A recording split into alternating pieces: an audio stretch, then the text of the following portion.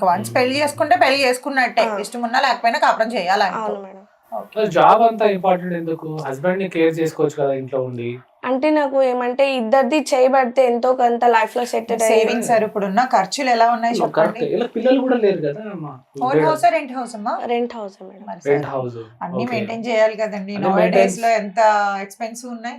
అవును, మీరు అన్నది కరెక్టే మేడం. కానీ హస్బెండ్ అనుమానం చేసేటప్పుడు, అనుమానం పడేటప్పుడు మీరు జాబ్ చేయడం ఎందుకు? ఆయన ముందే ఉండండి, 24 గంటలు ఆయన ముందే కనబడండి. ఫోన్ ఇచ్చేయండి ఆయనకి, ఫోన్ తీసుకోమని.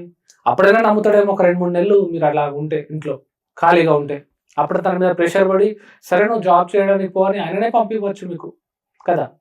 అట్లా ఎందుకు ఆలోచిస్తలేరు మరి? మీరు జాబ్ వదిలేయచ్చు కదా. వదిలేయచ్చు సార్, బట్ ఆయన కష్టపడుతుంటే మేము చూడలేం కదా ఏం సార్. లేదు, ఎంతో pressure కొంత పడాలి. చెయ్యాలి అని నాకు కూడా ఆశ ఉన్నది కాబట్టి అవునమ్మా, చేస్తున్నా. ఇప్పుడు ఆయనకి ఇష్టం లేని పని చేసి నువ్వు ఇబ్బంది పడే కంటే నువ్వు మానేసి నువ్వు నీ లైఫ్ నువ్వు ప్రశాంతంగా లీడ్ చేయడం కరెక్ట్ కదా. నీ హస్బెండ్ అంటే నీకు ఇష్టమే కదా. ఇష్టమే మేడం. అప్పుడు తన మీద కూడా ఆయనే ప్రెషర్ పడుతుంది. సర్వస్వం అని బతుకుతున్నా నేనైతే. ఆయన మీద ప్రెషర్ పెళ్ళైన పడుతుంది. ఆడపిల్లైనా అలానే బ్రతకాలి.